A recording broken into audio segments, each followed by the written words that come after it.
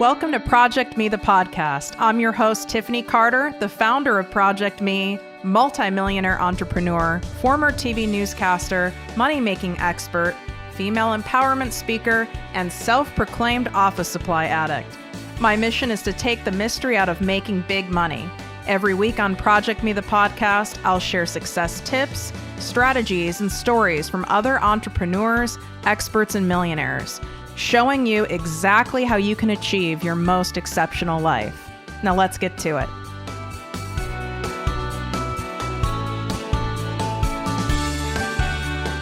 Exciting announcement for all of my listeners. I've officially opened my exclusive group, the ProjectME Passive Income Posse, to the public. This group is by application only, so we can keep the group high vibe and spend our time, energy, and expertise only helping those of you who truly want massive success and impact. You get live weekly trainings from me, special guest coaches, and direct access to me and my business partner for all of your questions. To learn more and apply, go to projectmewithtiffany.com, click on Work With Me, and select ProjectME Posse. And of course, any questions, feel free to DM me at ProjectMeWithTiffany.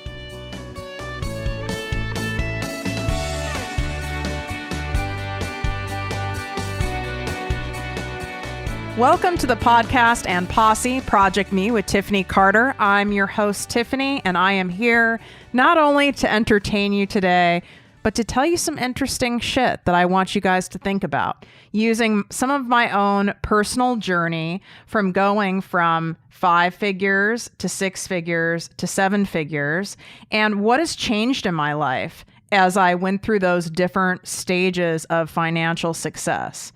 And it's probably not what you think. You know, we all make assumptions, as I did. You know, when I was making 17 grand a year and I saw people making 100 grand, I made a lot of assumptions about what their life looked like, what they thought about, things they did for fun. And then once I hit 6 figures, then I started making assumptions about people in multiple 6 figures. Once I hit that, I made a lot of assumptions about millionaires. And that was probably the area I was the most wrong in. I mean, I really thought that the more money you made, the less you actually did in life. Meaning like you've made it. So you just like sit around and paint seashells and like count your money and like maybe go out and like have a nice salad for lunch and come home and like pet your dog. I was really wrong about that.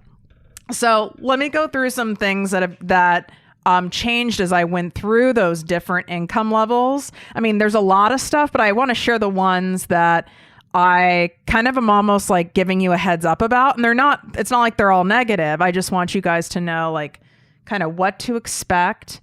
Everyone, of course, is different, but this is going to be really interesting stuff. Okay.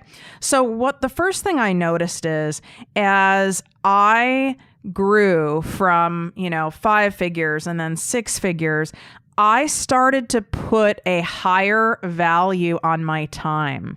So I no longer, spent hours on the phone. And I know you girls listening, don't you guys remember, like, especially in high school, you'd spend like freaking hours on the phone.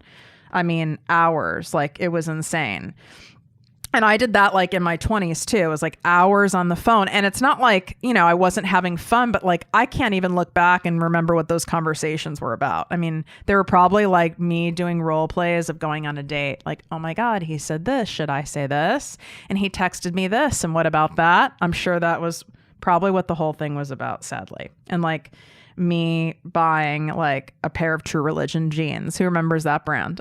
That was like a big deal. Sevens and True Religion. It was like saving up to buy those like coveted, extremely overpriced jeans, which now I wear all yoga pants. When I have to wear jeans, they're suffocating. Who's with me on that? Let me know. DM me at ProjectME with Tiffany if you're all about the yoga pant life and jeans seem like leg prisons. Thank you. So I put more value on my time. So what I noticed is the more financial success I had, which is a direct correlation on the success in my business, is that I've just had less time. Not saying I became busier, but my time was worth more. I saw what would happen. Like, am I going to spend, right, 4 hours cleaning my condo when I lived in my condo that I owned? Was I going to spend 4 hours cleaning my condo or 4 hours getting leads and new sales and marketing my business that would end up being, a better use of my time? So I started understanding the value of my time. Was I going to sit on a phone call with a friend who is complaining about her boyfriend for like the 80th time that month and just to listen to her when I knew that time could be better spent doing something else? No. So that's what I mean by valuing my time. It is truly your most valuable resource. We cannot get time back, can we?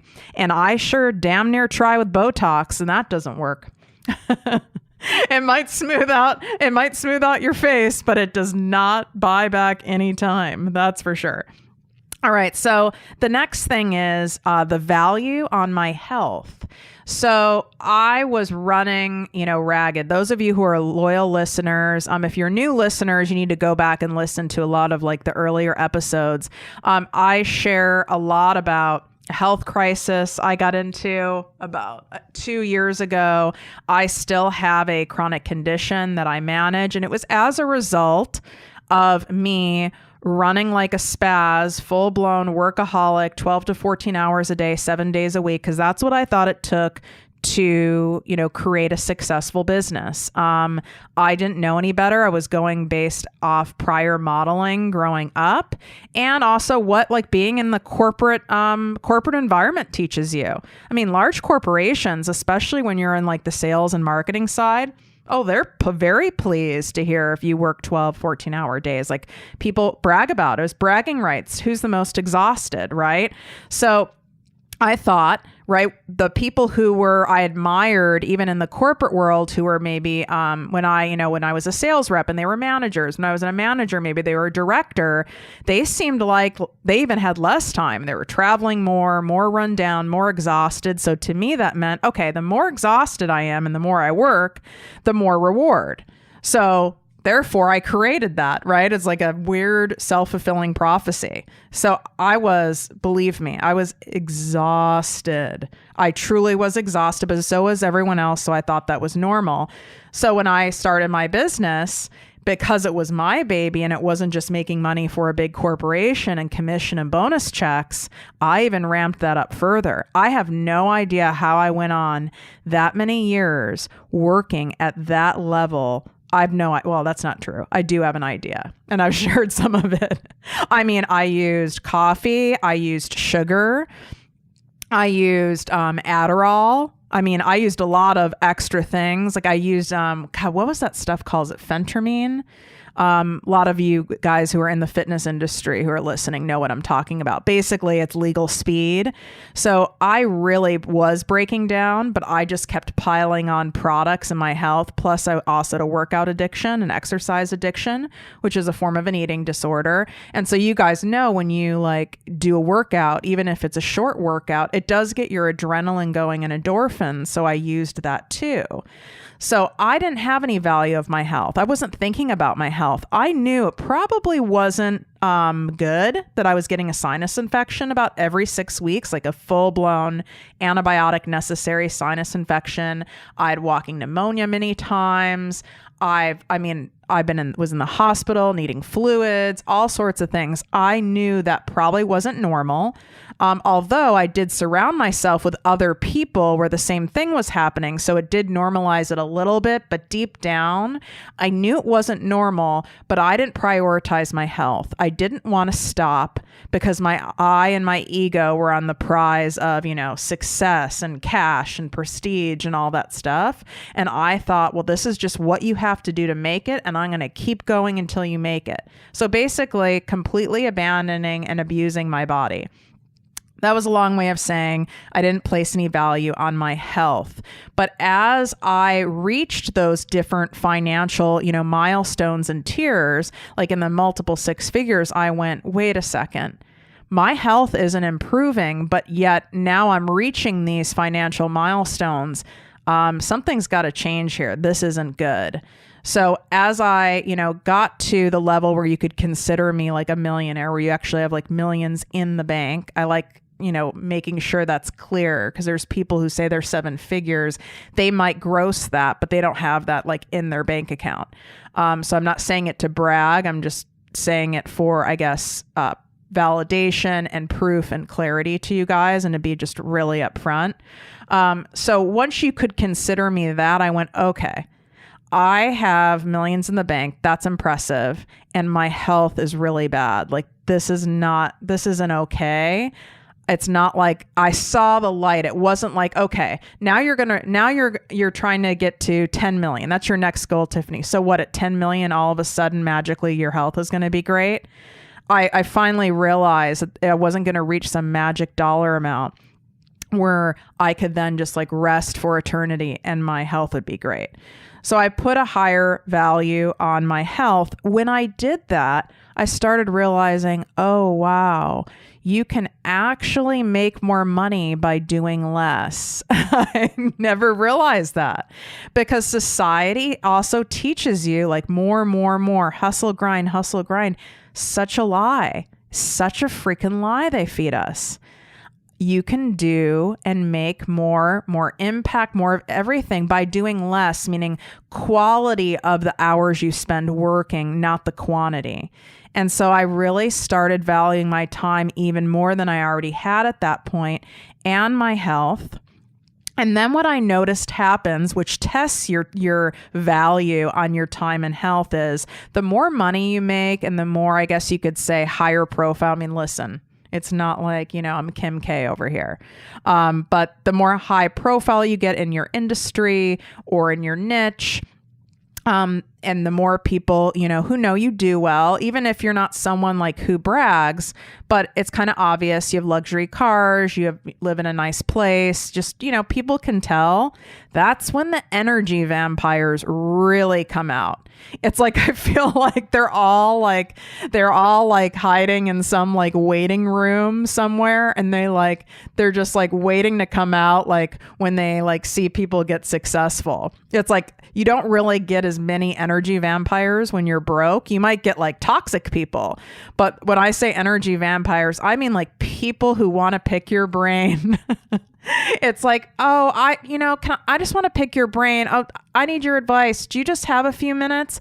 Oh, how did you get so successful? Like, where they ask questions that for me to answer them, I would need to write that in a book, which I'm working on, but have that be in a full book. Where, I mean, it's not always a simple answer. I can give you an answer in a sentence to some of that, but really it's like these open-ended questions that would be very difficult for me to answer. And it's like, I would get asked a lot of questions by people, friends of friends who had my phone number. Maybe it was from the gym or from a long time ago. All of a sudden I'd start getting these phone calls from people. Oh, so-and-so said that, you have a business and you might be hiring, and I'm this and I'm that. And I want to send you my resume, or people wanting me to look at their kids' resumes. It was insane. That's what I mean by energy vampires. Now I could look at it and go, oh my God, this is horrible. Like, this is what people mean, like where, they don't share a lot of their success because they don't want to have these people come out of the woodwork. But what it taught me was I had to learn how to have really strong boundaries.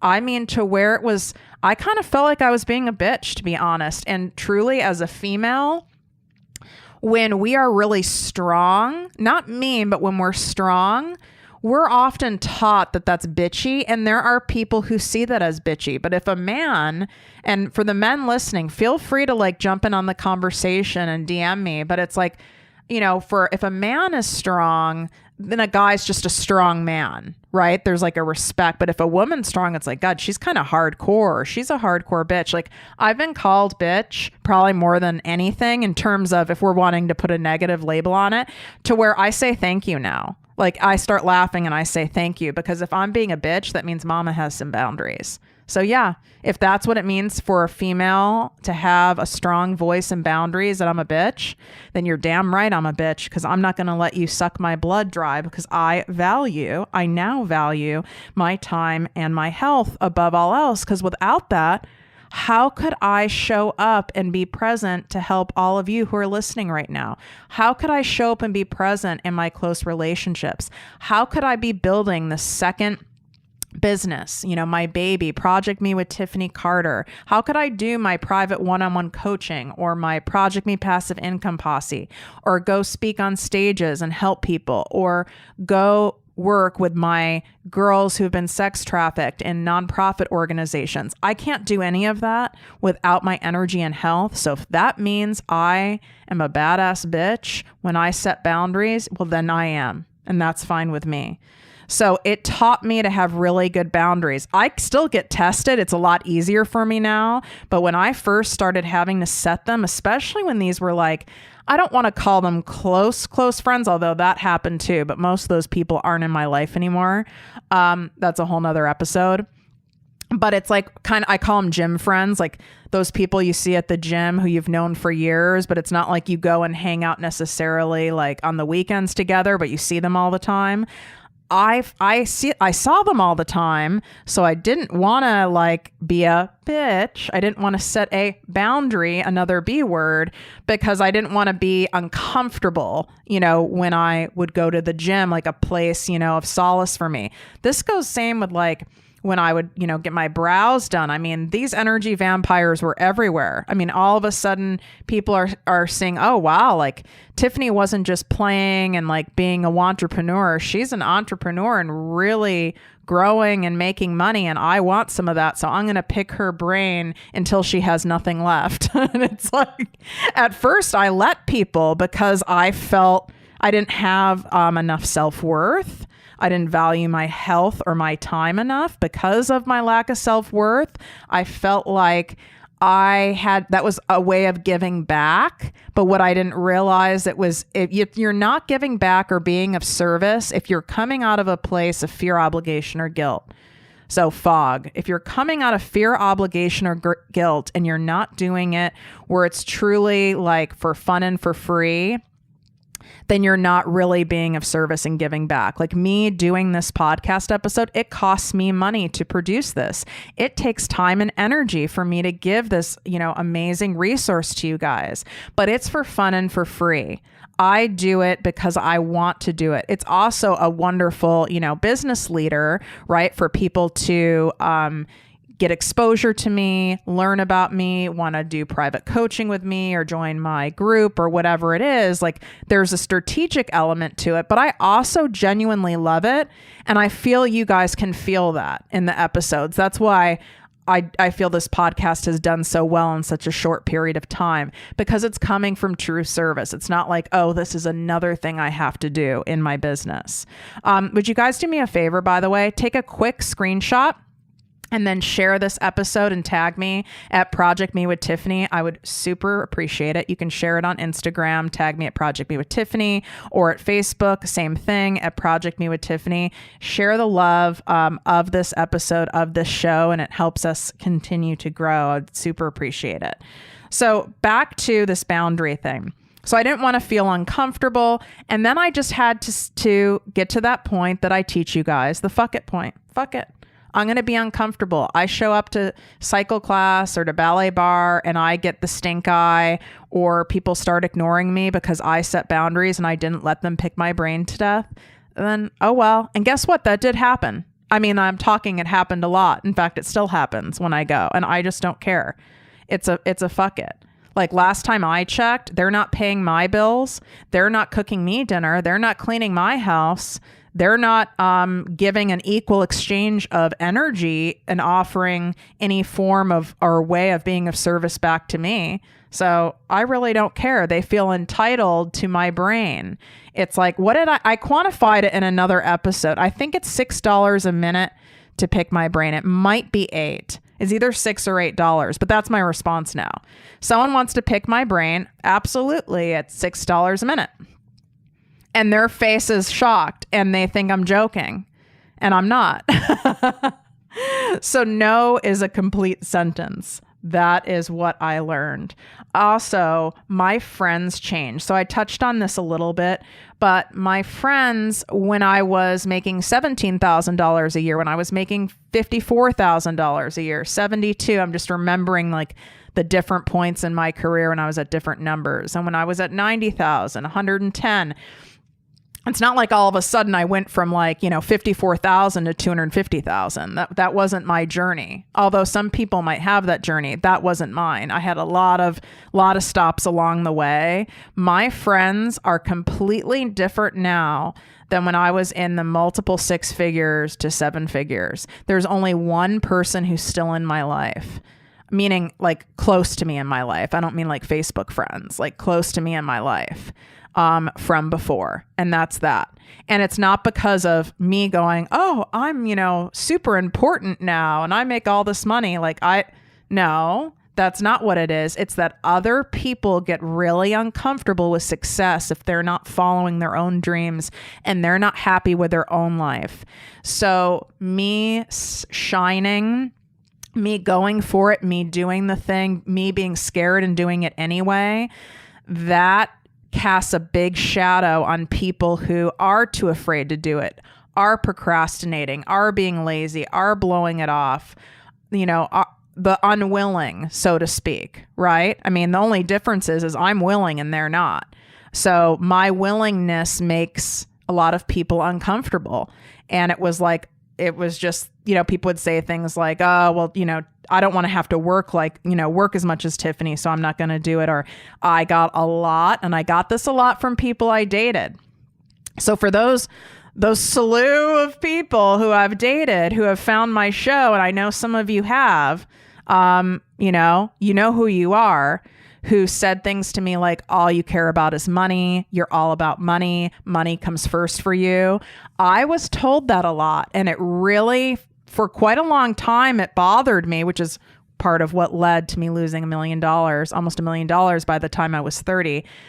I had a guilt around money. Like, God, I don't want to be all about money. Like, I hate people like that. Like, that's not who I am. Like, I'm pretty damn down to earth. Like, I don't want to be that person. What it really was is me shining made them so uncomfortable because they weren't willing to go for it and do the work necessary. Do the work, make the calls, work on a Sunday when you don't want to, do the connections, do your admin work, do the stupid spreadsheet, dot your I's, cross your T's, be of service, be willing. They weren't willing to do it. I got the fruits of my labor. You get a payoff for showing up. Yeah. And the payoff doesn't just come in feeling empowered and proud of yourself and all that. It comes in, in cash. And so that shined a light, so to speak, on their weak spots, on the shit they're not willing to do. And they hated that about me. Absolutely resented and hated it. So I had a lot of people like that around me, and they had to go. Either they went away on their own because it was too uncomfortable being around me, not because I changed it all. The only difference is I had nicer cars. I flew first class. I bought nicer bags. I didn't buy Payless BOGO shoes. Like, no offense, Payless, don't be calling me. But, your shoes did melt in that Vegas pavement when I was a rep, and they stuck to the ground. And I was like, maybe it's time to upgrade and not have, cheap rubber soled shoes. It was basically, that's what changed about me. And I probably stood up a little taller because I was proud of myself, which is great. You should be. I felt empowered. So that was all that changed about me. But other people, if they're uncomfortable, they resent you for it, they dropped off. And some people became so negative that they projected their shit on me. Like, oh, this won't last. Oh, what's your backup plan? I know a lot of you guys know what that feels like when you're wanting to go after your dream. Maybe you started, or maybe you just started talking about it and verbalizing it. You'll have a lot of people that might, you might have people in your life that say you're crazy or whatever. I had a lot of that. I didn't have a ton of support when I went from employee to entrepreneur.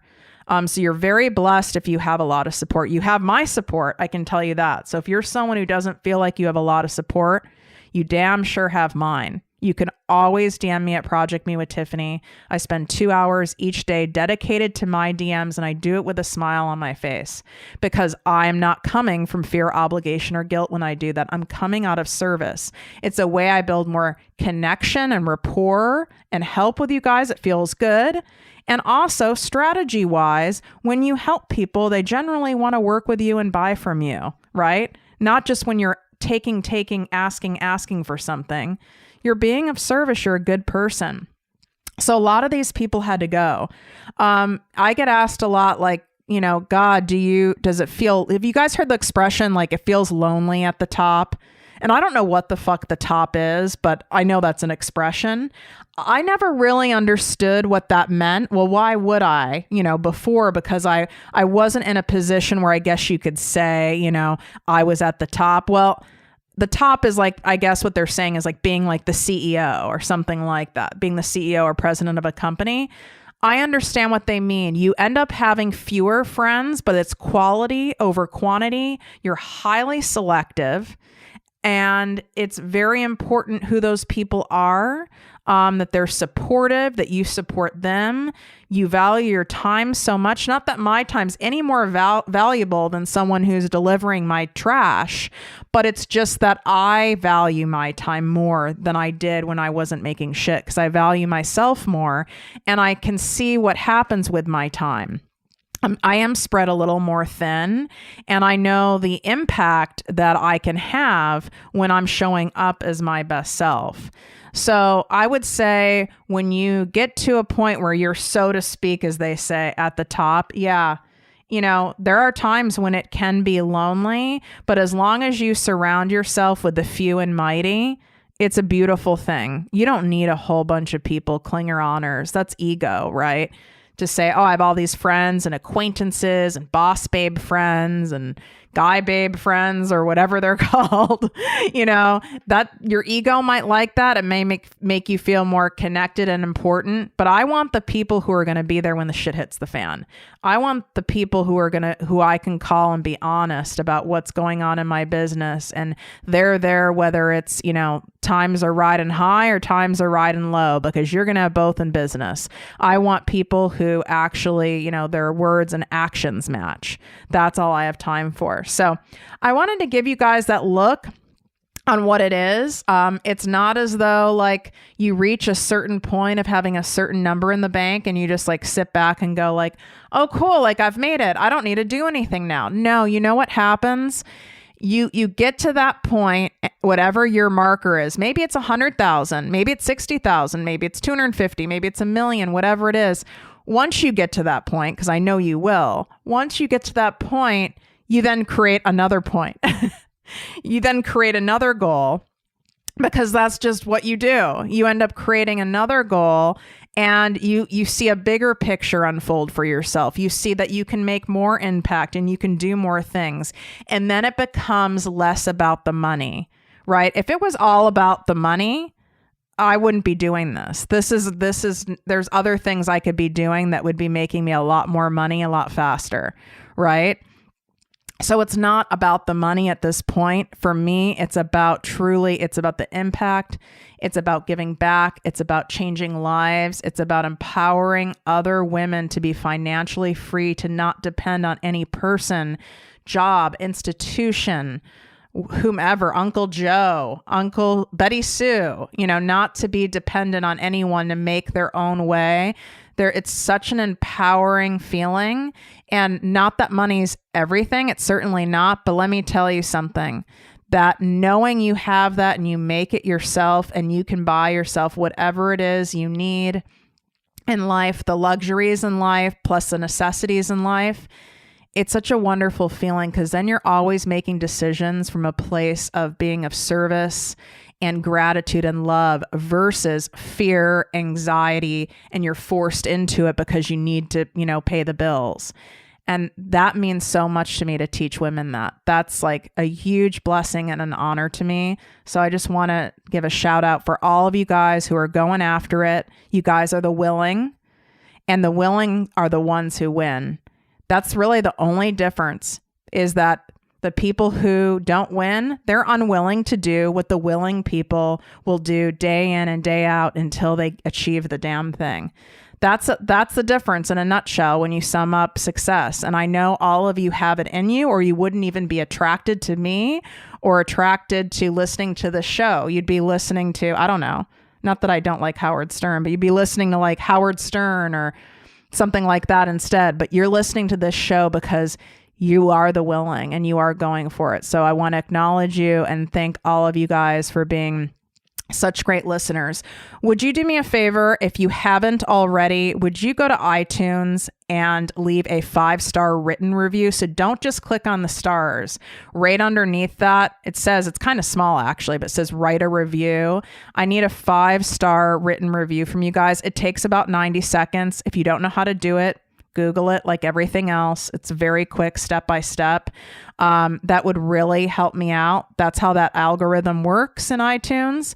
The only way it will continue to recommend your show is if it has a consistent and a constant state of 5-star written reviews in iTunes, because 85% of podcast listeners listen on an Apple device. So that's why it's iTunes specific. Some of the other platforms that I'm on, Spotify, Google Play, and those things, I believe you can do reviews on those, and that's fine. They just don't help as much. That's why I always say iTunes. So thanks, guys. Wishing you great health, wealth, and worth as always. Talk to you soon. If you enjoyed this podcast, please write a 5-star review on iTunes. Not only will this make me super happy, but it will allow more listeners to find our special show. Simply help me help others.